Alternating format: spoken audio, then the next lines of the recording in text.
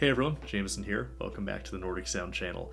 I am absolutely thrilled that finally today we get to talk about the new album from one of my favorite groups in all of Nordic folk music, the Floating Sofa Quartet, and their new album, Kystnaert. Now, I've adored this band ever since their record, The Moon We Watch Is the Same, came into my orbit. Because I was listening to a lot of Dreamer Circus at the time, and that album is very much in the same vein of the Dreamer Circus style of more contemporary Nordic folk.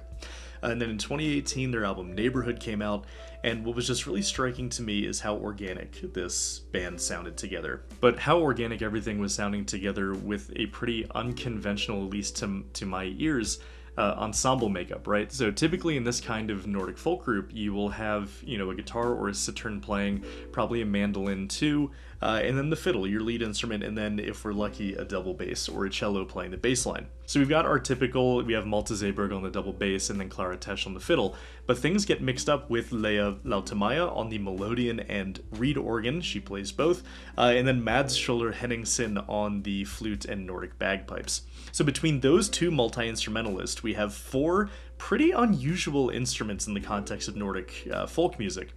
That can really switch up the sound palette, right? What you can expect to hear on the album, and this band definitely leans into that multi-instrumental nature of those two musicians. They really utilize all the instruments that are at their disposal, and that keeps things sounding fun and fresh, and you never really know what's going to happen next. But then after Neighbourhood, we went 5 years without an album from them, and I was really worried that, they had gone the way of so many of these folk ensembles where they just lost the time, went their different ways, and just eventually stopped recording.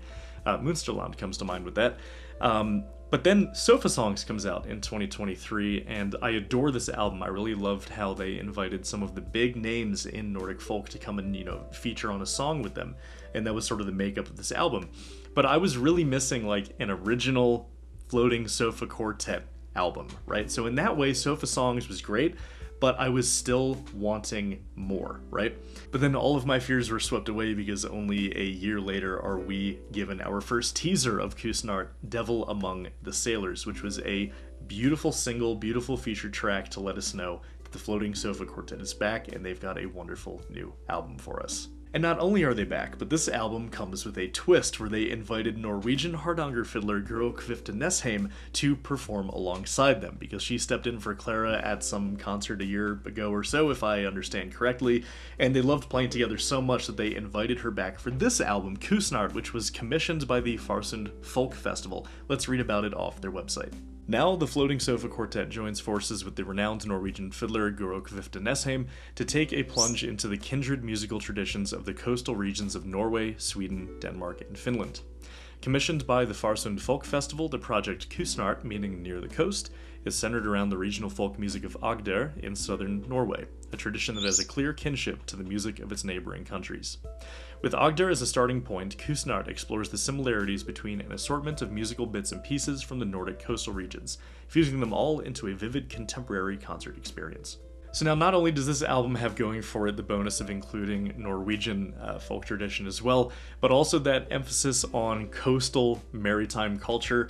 As someone who grew up on the Chesapeake Bay and now I'm living in the desert of Colorado, I get homesick for the coast every now and again. And so for that reason, this album is going to scratch an extra special itch that I have in music lately, where it's going to sort of give me that escape to the coast. So the album starts with that feature track, that feature single, Devil Among the Sailors, that we were given a few weeks ago, delivering that core concept of the album of coastal folk traditions in Scandinavia, because this tune is taken from a sailor, or at the very least a fiddler from a sailing community, if I understand correctly.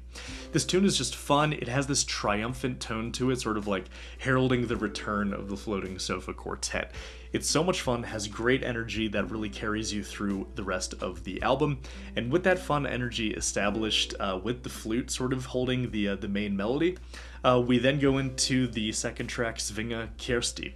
Now, this track continues with the flute holding the melody before the fiddle finally comes around to hold its own in the massive sound palette that is the Floating Sofa Quartet. But then about halfway through this track, you can tell the Floating Sofa Quartet is really leaning into their strength of multi-instrumentalism and having a lot of different sounds to play with, right?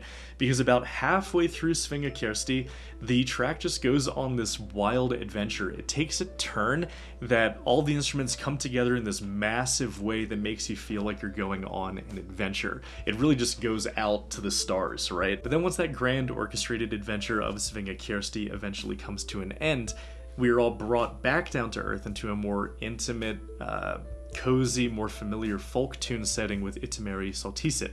So between these three tracks, the Floating Sofa Quartet right out the gate shows us that massive spectrum of sounds, moods, and melodies and orchestrations that you can expect to hear throughout this entire album. Because I could sit here and just talk about every track one by one, all, 13 of them, and talk about what I love about them and just fawn over this entire album. But at some point that would get tedious, right? I think these first three tracks really make the point that there's so much to love in the very original but organic way that the Floating Sofa Quartet approaches their music, especially with Guro Kvifte Nesheim on the hardanger fiddle, adds a whole other layer to love about the music that is in this album. I just can't even in good conscience just recommend one tune to listen to. Every single track on this album is an experience unto itself that you owe yourself, right? And the bass, again, you guys know I'm really partial to when the bass takes the melody, and on Snikkervalsen, the bass takes the melody once again, just like I was fawning over that on the Bulaus Quartet album, right?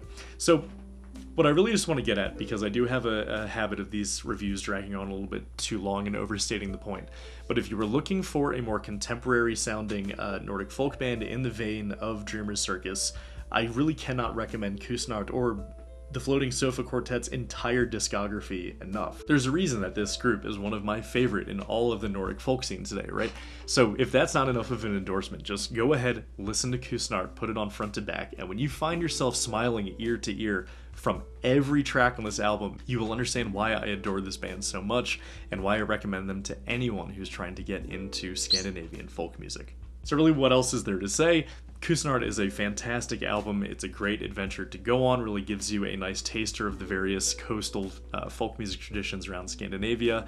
And yeah, just put it on, see how you like it, and again, I'd be shocked if you weren't smiling ear to ear by the end of it, like so many of their albums accomplish. And so guys, thanks for watching. Really hope you give this album a listen, and if you do, go down in the comments, let me know what your favorite track was, what threw you for a loop, what did you enjoy about this album. Love to continue the conversation down below, but for now, take care. Thank you guys for watching.